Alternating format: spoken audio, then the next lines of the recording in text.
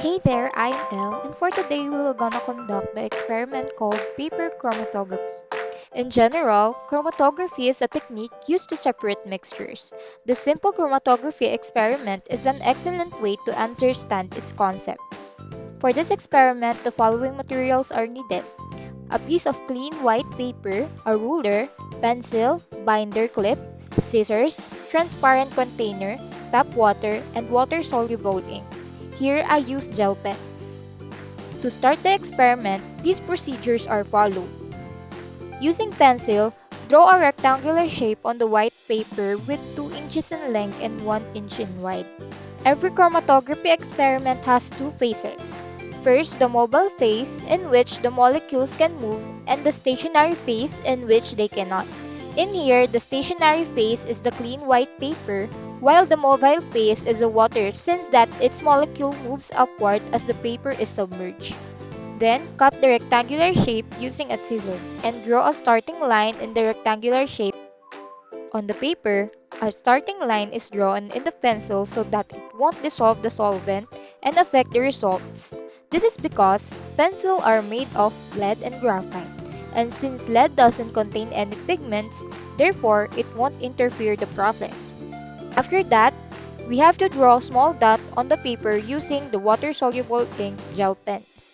Then, clip the paper using a binder clip and insert a thin material into the binder clip to let the paper hang. In this, I use a straw. After that, we will let the water travel up the paper and observe how the colors separate. After the paper emerges, we will wait until the water reaches the top of the paper. Note that it's happening quickly since that it's on 100 times playback, and after that, we will mark the solvent front in the paper.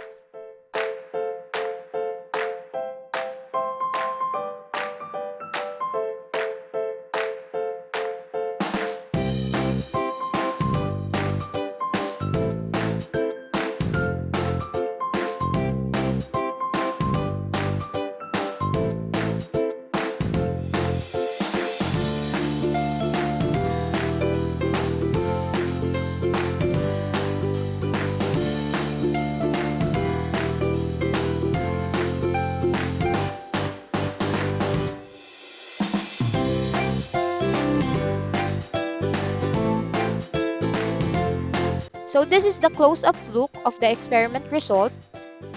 It took 1 hour and 10 minutes before the solvent reached the top of the paper. In this experiment, the ink is passed through another substance which is the clean white paper. The ink moves upward as more water was absorbed. Furthermore, we can observe the appearance of different colors from the two used inks. The original orange and green ink started to separate into different colors like pink in the orange ink while blue and yellow on the green ink.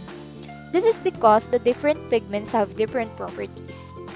Other pigments are heavier and lighter, and some are more soluble in water than others. Because of these differing properties, all of the different colors are going to travel at different speed.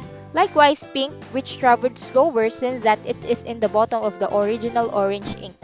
On the other hand, in terms of polarity, based on the result of the experiment, orange is more polar since that it traveled a greater distance than the green ink. We all know that polar dissolves polar.